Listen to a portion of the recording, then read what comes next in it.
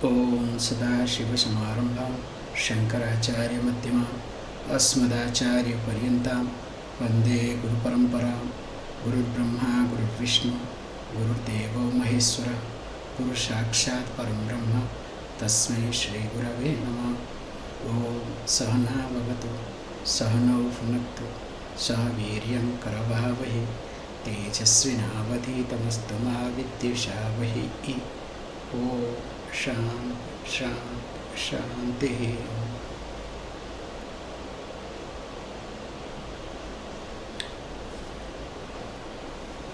So thank you all of you for this new text called Shiva Samhita.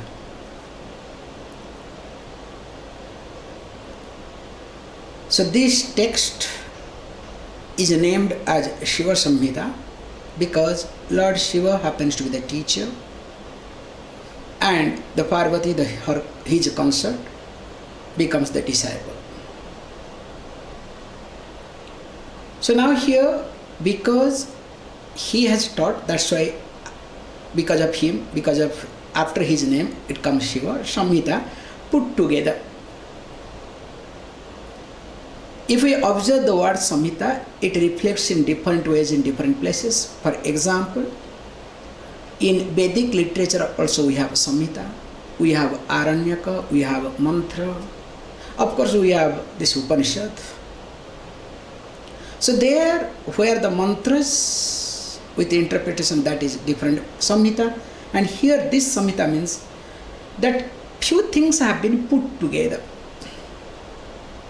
And if you look at this particular text, it's an amazing text. In fact, this text is the combination of both yoga and also Tantra.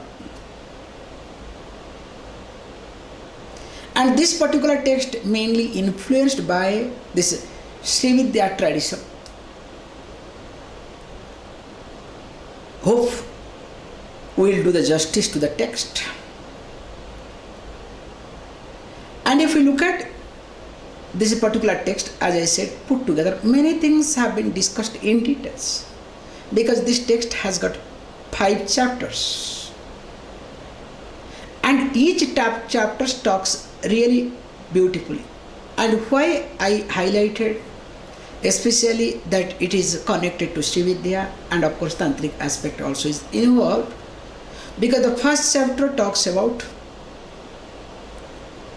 the common aspect, like how people think differently, what is karma kanda, how they look at, how jnana kanda people look at, and of course what is the concept of yoga and maya. So named as Laya Yoga. Second chapter is called Knowledge of Tattva. So here it talks about lot of that, how the Jivatma functions, how, what happens, all these things. And in the third chapter talks about this yoga system and of course its practices, where it really highlights so who is a guru and who is adhikari, and what is pranayama, and of course how to do the suddhi, and few asanas also are being discussed, even though there are more asanas, but only few asanas have been taught. And of course fourth chapter talks about mudra, how this mudra plays a big role, and the final chapter is called as Raja Yoga. This is the confusion everywhere comes. So these people, this one group have taken away this word and created a big mess, taking few points from here, of course. So when I was looking at the text, I was going through text, and you will be getting hopefully whatever class I'll take, that much if I can translate beforehand, it will be great, because at least I have to definitely translate for myself, because when I was looking at the text, the translation that is available definitely is creating confusion. So when I am getting confused with reference to the translation, and better I should not talk about you people. So anyone can really get confused with reference to any translation. So let me not really spend much time on this, because as the text will unfold, so we'll try to develop the topic and we'll bring the introduction part 2. So let us now read the first chapter, the first verse. If you can, it will be great. Ekam jnanam nityam adyante sunyam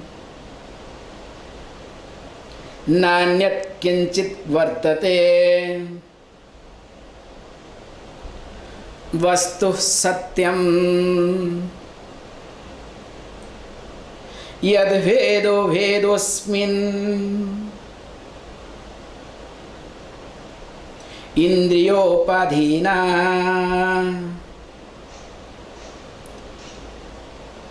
vai jnanasyayam bhasate nanyatheva ekam jnanam nityam adyanta sunyam nanyat kinchit vartate vastu satyam yad vedosmin indriyopadhina vai jnanasyayam bhasate nanyatheva ekam jnanam nityam adyante sunyam nanyat kinchit vartate vastu satyam yad vedosmin indriyopadhina vai jnanasyayam bhasate nanyathaiva. This is how we go. Remember, this is what we do all the time. Before starting anything, always we start with invocation. We start with some type of bringing auspiciousness. Sometimes we do invoke the God, we invoke the teacher. So to make sure that the starting should be smooth. And not only that, let the text also continue. Whereas here, the Lord himself being the teacher, so the invocation part is entirely different. So here straight away is being asked, here analyzed, ekam jnanam goes to the completely highest mode. Opening statement itself, ekam jnanam nityam iti. So that means there only one thing exists, ekam. And of course that one without second, and which is eternal. And interestingly, that is called jnana, that is called knowledge, that is called here consciousness. So that means with whose presence everything moves, with whose existence everybody is depending upon. Now let that existence, let that consciousness bless us. This becomes the prayer version. This becomes the opening version. So that means the opening itself is a grand. That let the one means the opening does not allow the duality. So when the opening does not allow the duality, because any other prayer you will see there is a duality. There is the person who prays. There is in fact we say Trinity. The person prays. There is a process of prayer and of course the object of prayer. Whereas here straight away comes to the knowledge. Why it is being said, you have to really understand very carefully. Here is going to analyze many things and going to dismiss, and of course will be establishing technically yoga means understanding based on certain practices. We'll be seeing very carefully because we cannot go out of the text, but at the same time we have to be very careful because this sort of text, if we are not really alert, there will be misunderstanding. So that's why he says, Ekam Jnanam Nityam Adyanta Sunyam. So only the Jnanam, this is what the Satyam Jnanam Anantam Brahma, that is being discussed in the Taittiriya Upanishad. So he's talking about that Jnanam, that knowledge, that consciousness, that which exists only one, there is no second. And which is Jnanam, that is Satyam.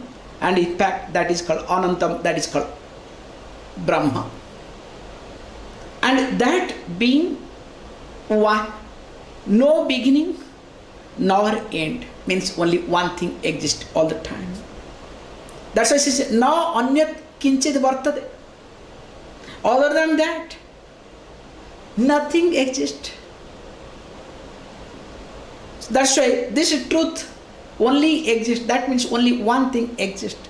And of course, now we are going to discuss about that and let that oneness accommodate, bless me. This is called, asking to be part of the teaching. Really making yourself to get tuned to the teaching. And when this happens, when really you embrace the oneness, when mentally you prepare to embrace the oneness, definitely sometimes there will be question. What about this present scenario? What happens, what is happening in front of me? So to overcome, the next line beautifully says, Yad Vedosmin, whatever you see the diversities, there are differences, there are dualities, including the teaching here. The teacher is sitting here. And of course, the text, this also comes under duality. Forget about my son, my mother, my wife, my husband, all this, my children, that is secondary. Starting with the teacher teaching is different. There is some type of diversion. So how to look at that? He says, Yad Vedosmin. So whatever you see the differences, whatever diversities that you see in this world, don't worry, it is nothing. Indriyopadhina vai. That's a beautiful point. It is indeed a conditioning. So what is that conditioning? The conditioning which is the result of our sense organs. Because limited sense organs will have limited understanding. Because its field of experience is limited. Please understand most carefully this particular point. For example, the vastness of the sky cannot be appreciated by limited eyes. Because the eyes cannot understand, really cannot appreciate the vastness. You see the vast, please understand, you see the sky, so the moment you come to the horizon, then after that what happens? Your eyes becomes redundant. In fact, eyes does not play any role. So also every sense organs being limited and its sphere of experiencing being limited, definitely unlimited, cannot be grasped, cannot be understood by it. So that's why whatever we see the differences, whatever we see the duality, all this duality is related to our conditioning, that is again related to our sense organs. And of course, manaha, the mind becomes sixth sense organs. Apart from these five sense organs, the organs of perceptions mainly here, mind also becomes the sixth one. So that means very clearly, so whenever and wherever we see the difference, when there is duality, when there is diversity, it is nothing but because of my own conditioning. You can see for yourself in a psychological way how it works. That, for example, in a house, There should be harmony. The whole house works with one mind. Supposed to. But if there are conditionings, so each one, let us say, or few of them have got different conditionings, or you have got different conditionings, then what happens? Will you see the diversity? Will you function in a different way or not in the house? Just look at how you function in your life. So if this can happen with reference to in your family, where transactionally we are supposed to be one, what to talk of this mental thing, mind that does all sort of diversification.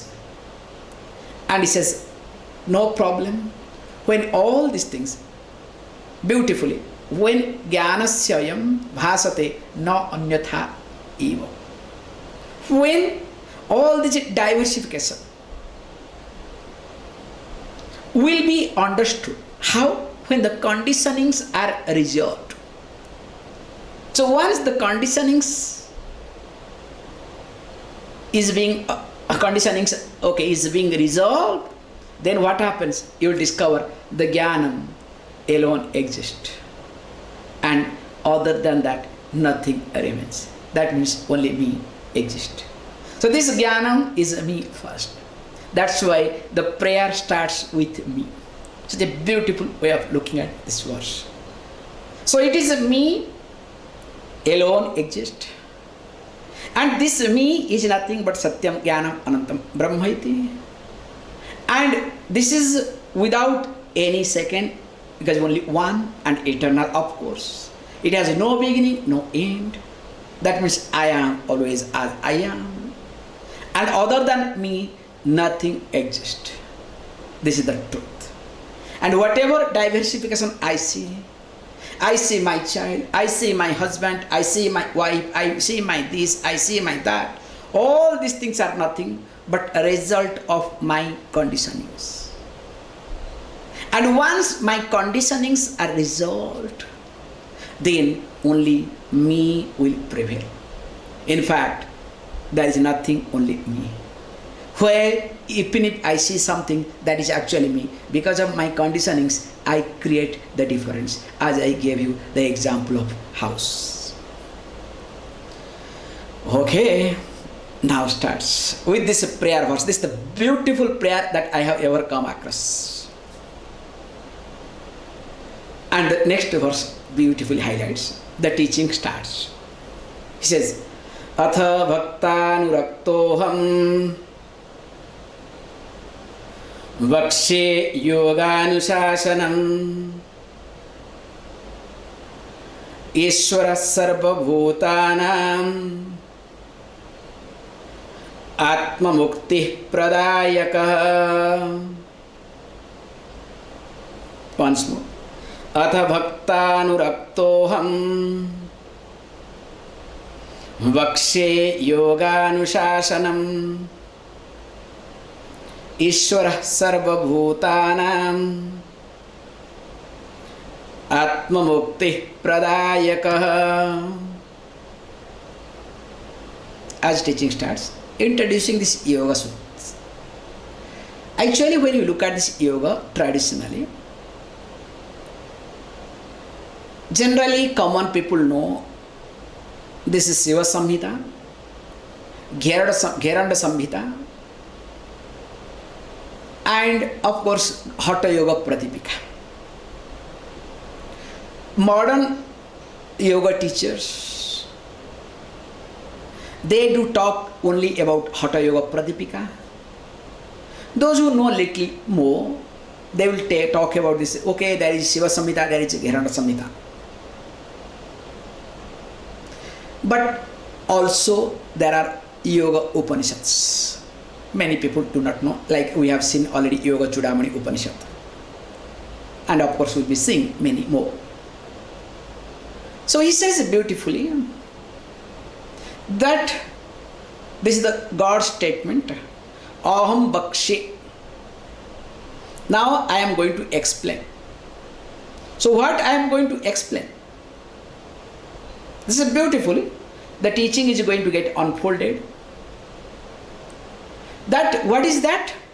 The teaching is yoganushasana. The teaching of yoga. So he uses this word anushasana. Even though being the teacher, please, being the God, but always wants to bring the tradition, teaching tradition.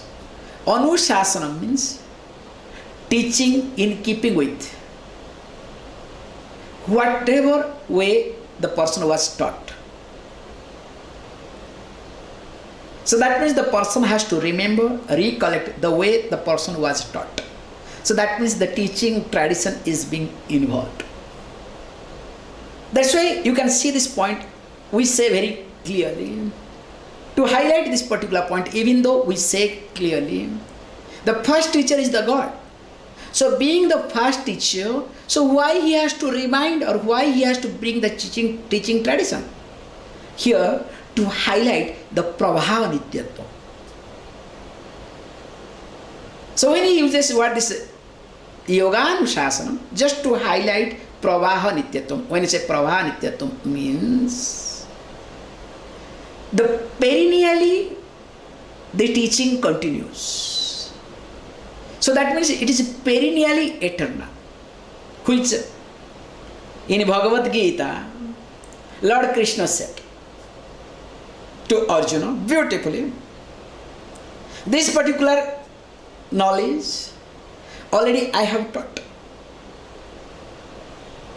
And then I had taught to the Bhagavan taught to Vaivasvana, the son Vivasvana, and he taught to Manu, from Manu come to Ikshvaku, and from that it flows. Which, of course, Arjuna objected. What are you talking? Look, forget about this Ikshvaku and Manu. Son is so old. Vivasvana, that too. This present, we have got different type of son, their name also different. That means it's very clearly understood that our teaching highlights, teaching knows the limitations of this earth. Let me not get into other aspect, we'll be seeing slowly. So, how can you say this? We are just born maybe like, for 30, 40, 50 year old, and how can you say this? Of course, that time Krishna beautifully says, this is the problem. We both have been taking bath together. I remember my past, whereas you are not able to remember.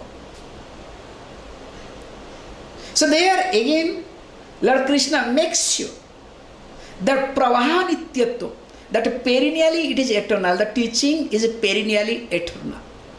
And maybe because of this reason, please understand, especially Hinduism, or Hindu people, really the serious sadhus do not bother what is happening in this world, but which is really not healthy either, because they know this teaching perennially will continue. Even if whoever comes, definitely this teaching will continue. But the problem is, there is a possibility the culture will be destroyed. That is what is happening nowadays. Okay, let me not again get into the controversial part. Coming back here, author. So here he says author, opening with this author means the auspicious. Now let us say now this yoga teaching starts. Author also now, also author is very auspicious thing, because very beautifully, as you know, Omkara, already we have discussed Omkara, Artha Sabdas.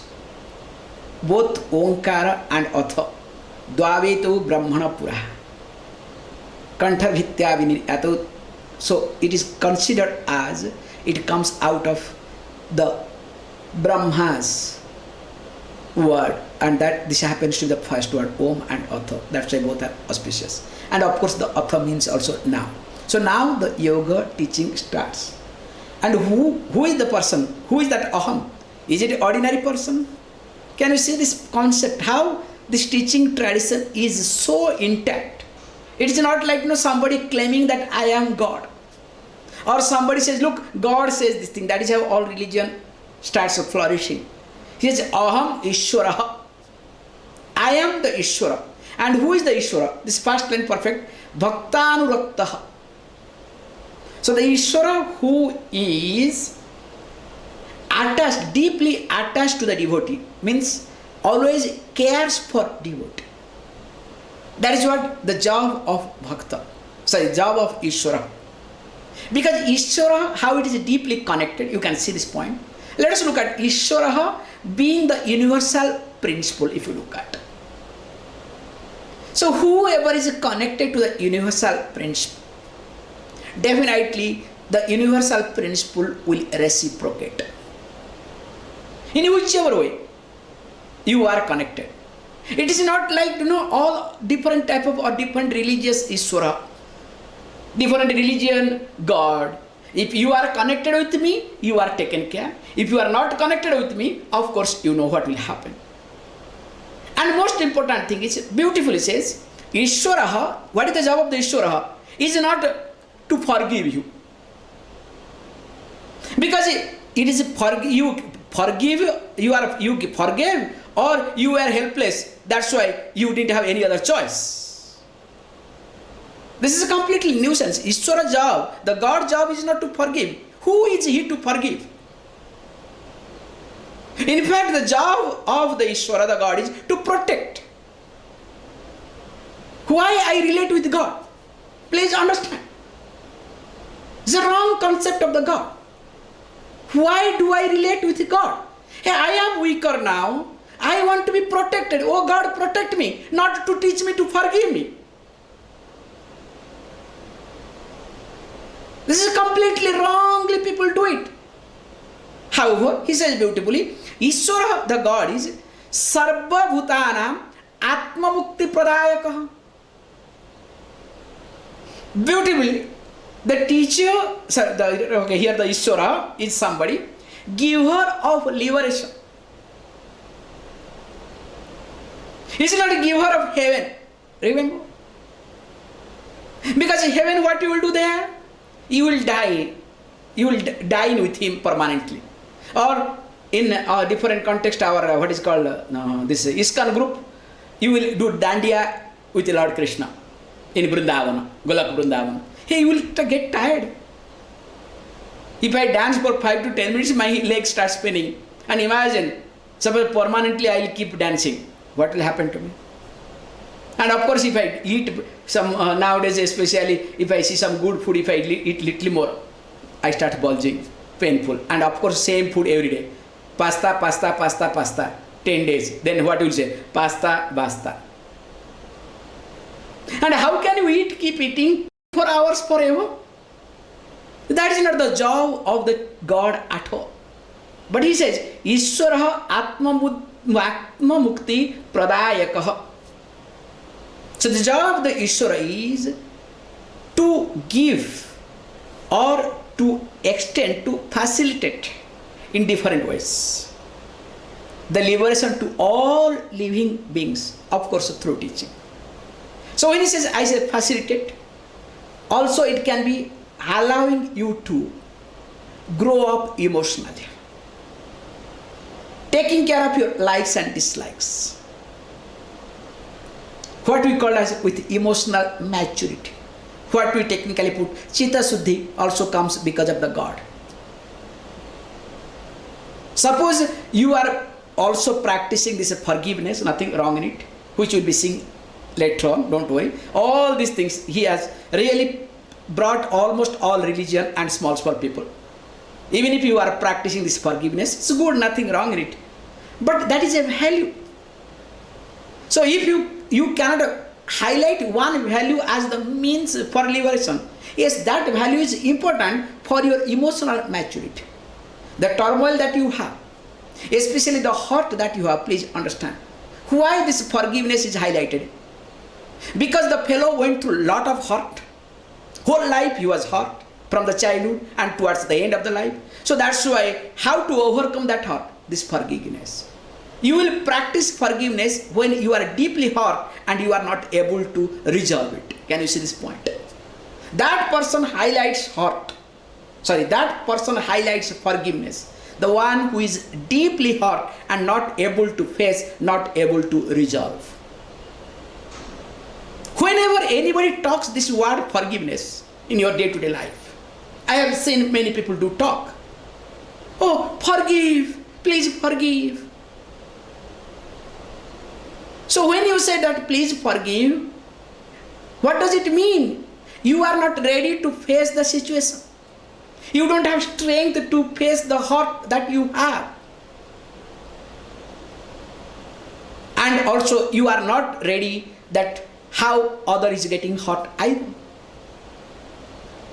That's why he says it beautifully. The job of the Ishvara is to facilitate for each one of us to be liberated, to give us freedom, not to bind us, make us branded or donkeys. That's why here he says it beautifully. Ishvara sarva bhutanam atma mukti pradayakah. The job of the Ishvara, job of the God is to give, to facilitate the liberation, of course through teaching. I have added it here very carefully or differently. That's why we have got krama mukti, lot of other aspects. That's why facilitate liberation or gives liberation through teaching. Okay, I understand. If this is the case, I would like to know how is it possible. Now let us look at the next verse, please. Tyaktva vivadashilanam mattam durgyana hetukam atmajnanaya bhutanam ananya gati chetasam tyaktva vivadashilanam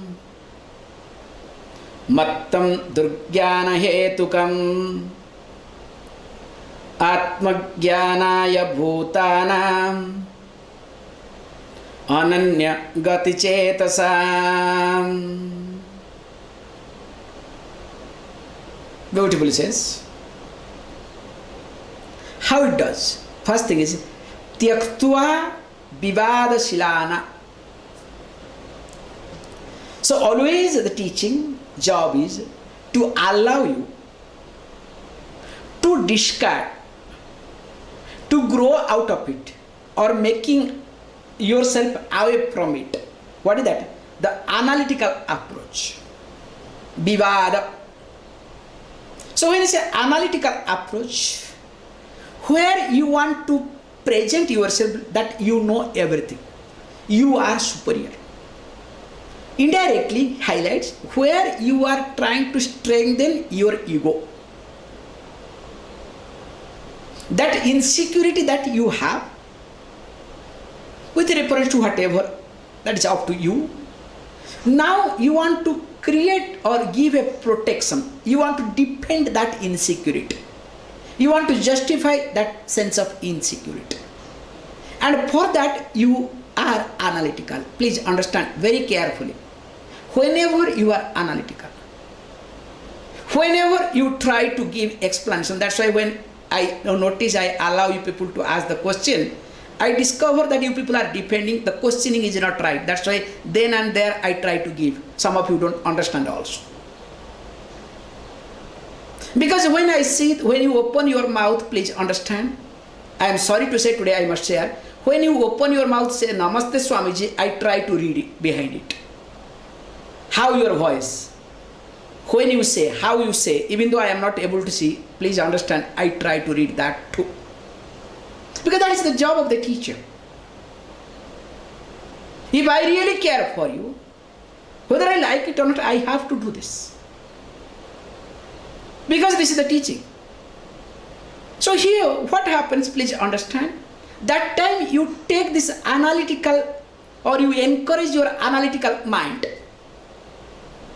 when deep within you are insecure. And you know, any moment your insecurity may get exposed. Deep within you feel that if the sense of insecurity gets exposed, so the deep within whatever heart, whatever, let us say, all these unresolved emotions are there, definitely is going to come out. So what you do, you create a layer of protection. And that layer of protection is nothing called justified mind. Taking the help of this analytical approach, But here the teaching says, first thing is tyaktva. First thing is allowing you to grow out of or creating a distance mentally from this analytical approach. Because when you do take this analytical approach, please understand, do you take the analytical approach to understand or to prove? Be honest, be very careful. Whenever you take this analytical approach with reference to anybody, anything, do you take this analytical approach to understand the situation, to understand other, or to prove and punish? You can see this beautifully, this point, especially police. Suppose a police is supposed to take this analytical approach to understand the crime, let us say. To understand the crime, the police has to take the help of analytical approach. But if you observe most of the police, what they do take the analytical approach not to understand the crime, but to punish the criminal. Can you see this point? So when you are, as a police officer, when you are trying to take the help of this analytical approach to understand the crime, your approach will be entirely different, and you will be respected even if by the criminals whoever has committed crime will look at you as a respected police officer. Whereas if your approach from the beginning is what? Yes, you do all sort of analysis to punish the criminal, because deep within already you know that person is a criminal. Can you see how, a small example, how the approach changes completely? That's why make sure whenever you are approaching something, how you refer, how you take the help of your analytical approach to understand or to protect and punish. Protecting oneself, punishing others. So that's why he says, first learn to create a distance. This is the first step of teaching. And that's why I'm trying to observe, that's why I stretch this point. I try to observe. Sometimes once in a while I must provoke you people. But the problem is, when I try to provoke you people, sometimes either you break down or you become indifferent, or you come to a conclusion, Swamiji is like this. You create a distance, you create a barrier. Please understand, I am observing each one of you. And all are wrong. See, out of concern, out of care, I am trying to point out. Try to see why I open a mouth about you or something. Why do I comment? Unless and until that seriousness comes in you, please understand, you will not be able to appreciate the teaching either. That's why he says beautifully, having discarded all analytical approach. So what you need to do is, this is what, because you try to strengthen your ego. Now he says beautifully, then what happens? And of course all these things, what happens already I have explained. Vivada silana mata drugyana hetukam. So drugyana hetukam means this is the cause of all sort of confusion, all sort of wrong notion, all sort of the jnana which is not good for you. That is called drugyana hetukam. The knowledge that you have which is not good, not healthy for you. But that's why I carefully translated that which leads to strengthen one's own ego. I did not want to be harsh while translating it. So if you observe all this vivada silanam, all this analytical approach that you have taken up, it is nothing just to destroy yourself. You are picking up, you are really associating yourself with different type of knowledge, which again is strengthening your ego, your personality, or which leads all sort of complication in your life. Can you see this point very carefully? That's why it says, Atma Jnanaya Bhutanam Ananya Gati Chetasam. This is a beautiful point. This teaching is for what? Self-knowledge.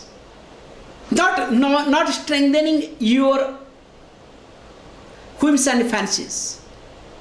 Not strengthening your mind. Not strengthening this process or that process. This is something for the self-knowledge, to know one's own self. And of course, for whom? Ananya Gati Chetasam. This is the beautiful point to really appreciate. Only for them. The one whose mind is only looking for liberation. Na anya gati iti. Means for whom there is no other goal.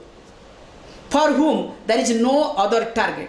For whom there is no other destination other than liberation, other than understanding one's own self. Only for them, this teaching will be helpful. This teaching will be really working like a medicine. In fact, this is called, to grow out of or to get rid of this bhava roga, the disease related to this samsara, this creation. So if really you want this to work as a medicine, aushadha, and with reference to your bhava roga, so bhava roga means a disease, please understand, disease with reference to this universe, this society. Why? What is the disease? Your mechanical thinking, your sense of worries and anxieties, your sense of dependence. All these things are called disease. We'll be seeing in details, no problem. That's why, please understand, what really you are looking for in life, you will need to understand and analyze carefully. That's why we say openly, Vedanta is not meant for everyone, because it is not going to work unless you have certain maturity. You will be shocked to know, as I was watching today, of course this is the fun, which is a very sad part of it. One is whatever is beautiful part, that is also sad part. Recently I was talking to somebody. Somebody said, Swamiji, I know Bhagavad Gita. I said, oh, did you study? No. Then, have you ever heard from a teacher? No, I know in details. How? I watched TV serial. In fact, in Mahabharata, now is going on, in Mahabharata, Gita was taught.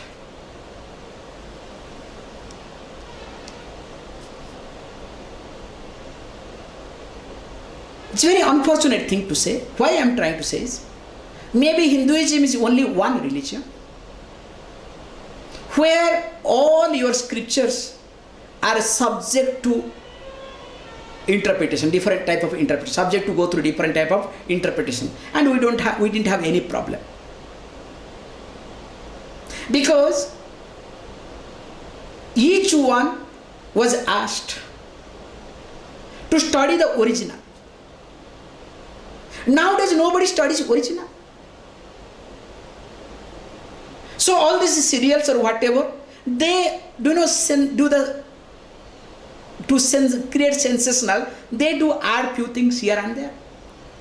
Now this becomes recorded. Now a child when he watches this thing, that gets so much impressed. Tomorrow when he listens to some teacher, even including Bhagavad Gita, will say question, no, I had seen this thing in this, how can you say this? Forget about that. Maybe Gita is little like Ramayana, Mahabharata, whatever is going on, all these epics. It's entirely different what they saw, because they have to look at all the emotions of people. They add, they delete, they do a lot of things. Of course, they are doing a great job, but a lot of things. Only you can appreciate a lot when you have studied this Ramayana or Mahabharata epic in details. Just to try to understand how we are going away of the situations. Today I was really very shocked. I was really getting shocked. What is going on? That's why it is better to study, then only look for comment, or else one will get lost. And that is what happens to all these yogic texts. That is what happens to all sort of teaching. You look at who is speaking. If the famous person is talking something, must be true. Hey, please understand, every entertainer is famous. Charlie Chaplin till now is famous. The speech that he gave, generally he doesn't talk, the speech that he gave one of the episode, till people remember. So because somebody is famous, that does not mean the person has got full authority to talk whatever. And that is called truth.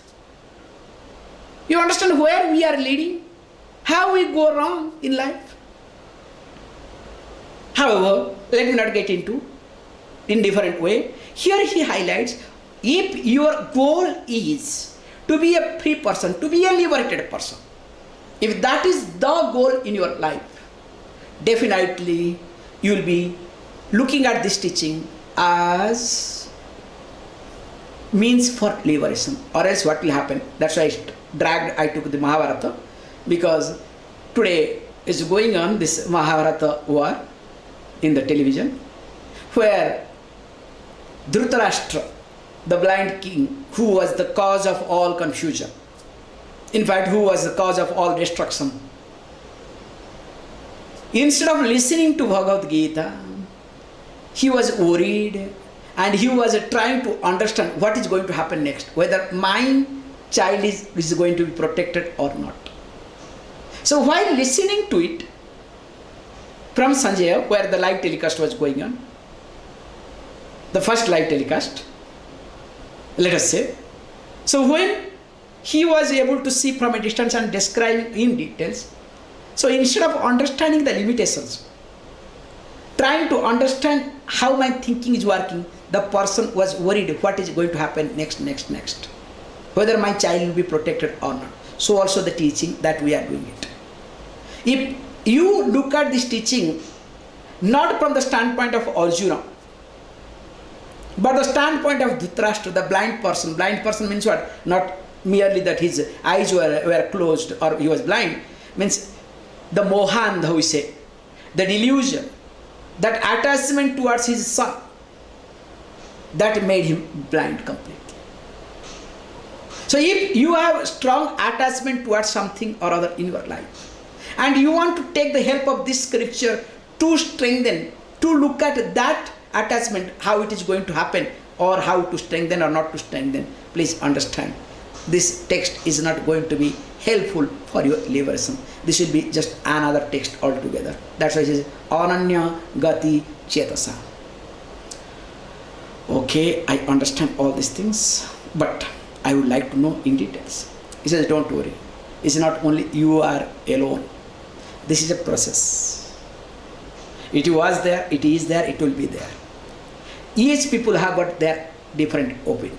Each person has got their own opinion. That's why few verses we'll be discussing from 4th verse onwards. We'll start discussing about different type of opinion. So there are differences in opinion for the same liberation. Each one talk differently. In fact, based on this different type of organization, different type of religion, and all these diversities that has happened because of all these things. So it highlights. Let us look at one verse at least, verse number 4. Satyam kechit prasansante tapa saucham tatha pare kshemam kechit prasamsante tatheva samamarjavam. Satyam kechit prasansante tapah saucham tatha pare kshamam kechit prasamsante tatheva samamarjavam. beautifully. Says beautifully, Satyam kechit prasasati. So prasamsanti means praise, highlight. So what they do? Some people do highlight that mere speaking the truth, one will get liberation. If you just keep speaking truth, don't worry, liberation will come. Just stick to the truth. How each one highlights one aspect of the value and wants to highlight this is the truth, you don't have to worry, this is the means for liberation. Just keep speaking truth, you will be liberated, don't worry. Some people say, no, don't worry, you need to do tapa, you need to do austerity. So only austerity will give you liberation. Some people say, no, you need shaucham. You need to do purification. Anta saucha, bahya saucha. Starting with the bahya saucha. Outer purification, and which again leads to inner purification. Because I am not here to highlight two main things, because we will be discussing our main thing.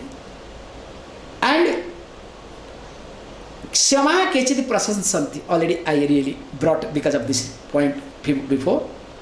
Some other people do talk about Kshama, forgiveness. Oh, that I have not translated. I am sorry. Oh, Kshama kechiti prasansati. I am sorry, one line I have missed. How come? Kshama kechiti prasansanti. Some other people do highlight, do pressurize to practice Kshama, forgiveness.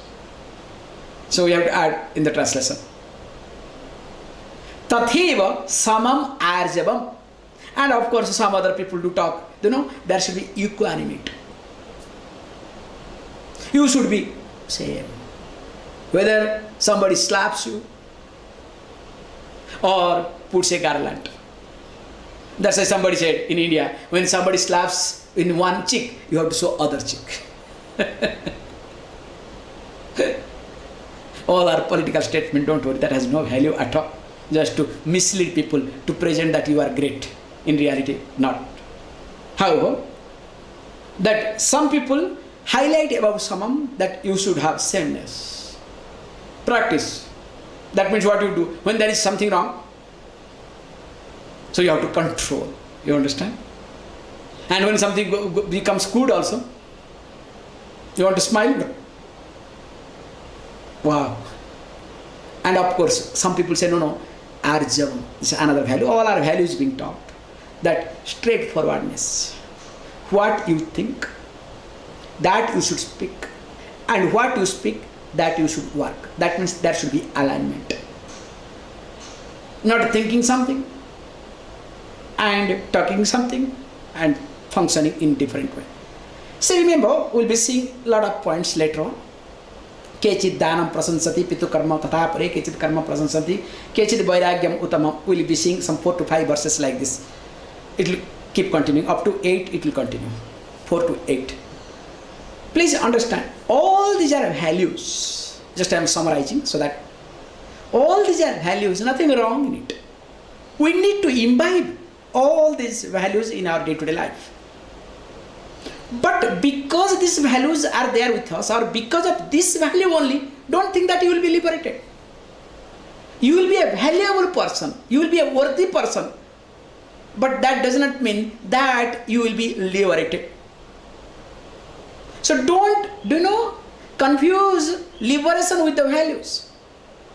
It's exactly like a child thinks from the childhood that I don't have money, that's why I don't have freedom. Now let me work to have money so that I will have freedom. That's why all the teenagers are rebellious, because of mainly this reason. When they want pocket money, they don't get. So when they don't get properly pocket money, always they go against their parents. This is the general rule. Okay, there are some exceptions, it's different thing altogether. So then what happens? They want to prove that they have to earn money. Whether parents could not provide or did not provide, that's another. So then what happens is, now the child has grown up, wants now to have money, so that more, if I have money, I have freedom. Please understand, you have money, but that doesn't mean that you have freedom. That's why those people destroy their freedom, and in fact they make more complicated their life. Can you see this point, how it works? As it happens with reference to money and freedom, and wrongly we associate as a child because of pressure, because of the problem that we have gone through. Now same thing also with reference to values. Each values are important. Like money is important. We need money. But money doesn't give the freedom. Money gives the capacity to exercise our choice. More money we have, more choice we have. That's all. More than that, money doesn't have anything. But what happens, other than that, we impose all other values upon money. So how it happens with reference to money, so also it happens with reference to all other values, which we'll see in details. Please close your eyes.